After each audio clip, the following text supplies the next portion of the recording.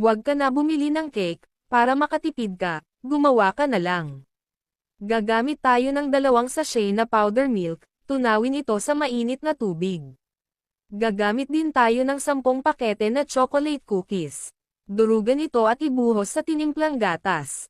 Haluin at maglagay ng baking powder pampaalsa, maglagay ng 1 itlog at 1 kutsara na asukal, pwede mo dagdagan kung gusto mo, haluin maigi, ibuhos ito sa baking pan, takpan ng foil at steam ng 50 minuto, pag naluto na ito palamigan within room temperature bago i-unmold, gagamit tayo ng milk cream sticks as fillings, squeeze at spread ito, ilagay na ang pangalawang cake, gagamit din tayo ng choco cream sticks pang coating.